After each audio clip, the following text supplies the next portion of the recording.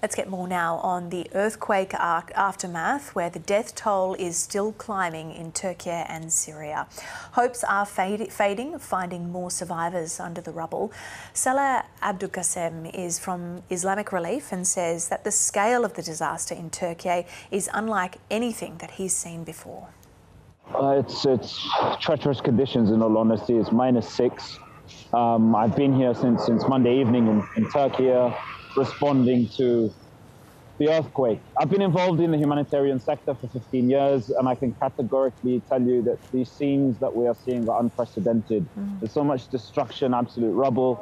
People now living in shelters. Literally a couple of minutes ago, we were doing a distribution. It's about 10:30 at night now. I was doing a distribution of blankets, over 1,600 blankets with Islamic Relief here, to some of the people living in camps because of the conditions. I was talking to a chap, a man in his 50s.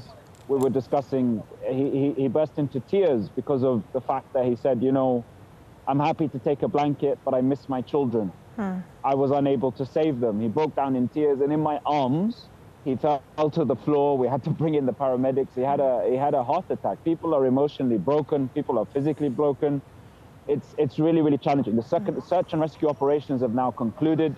So many people have started now to accept the fatal reality that so many of their family members have died. There's so many people around here who are meeting each other when they come together at the distribution points where we're giving food and giving blankets, and you see them giving condolences to each other. It's really sad. It's heartbreaking. It's extremely cold.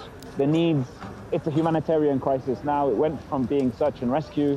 Now the humanitarian crisis is that of cold, is that of an absence of shelter.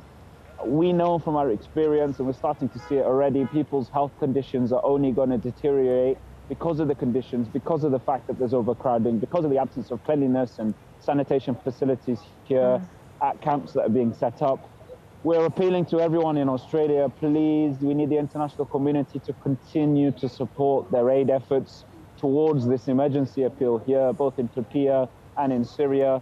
Syria, the conditions, my colleagues are saying, Islamic Relief are both here in Turkiye and in Syria, and our colleagues are telling us about the same harrowing stories, the same challenges that are being faced both here and 90 kilometers away across the border in Syria. So we really need help and support. We need people to continue to help us. It's really, really difficult. It's painful to come to people again and again. Today we've done 22 different distributions. It's been a tiring day. It's been very difficult.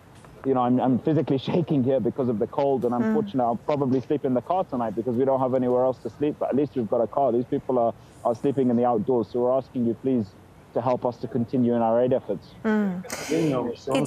It's one thing, Salah, to witness this crisis from afar. It's a very different thing to be there in person like you are and seeing it firsthand unfold.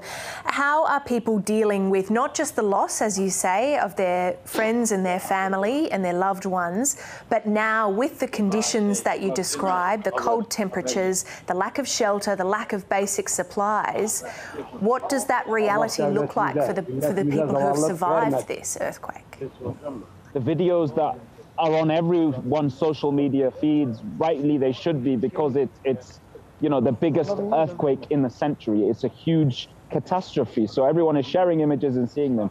Being here, it's a whole other new level. And people now, 5 days on, with everything that they've faced, with all the challenges that they've been through, they're struggling. It's starting to tell because so many nights being outdoors, so many challenges people are facing.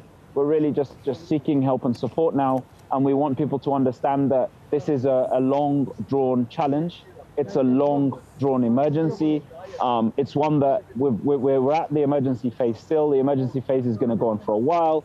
After that now, it's going to be a matter of us having to look at a longer term. Today, I want to bring to people's attention that of the children of Syria specifically, who've known nothing but war. The generation of children who've were born into war and are now have had multiple displacements. Many of them we're meeting here and helping and supporting. We've got an orphan sponsorship program where we're sponsoring thousands of orphans in Syria and in Turkey because of what they've lost, parents and having no form of support. the psychological impact that children have gone through war, the psychological impact we're seeing now because of the earthquake is something, again, of another level. So we're simply asking people to continue helping us in these vital aid efforts.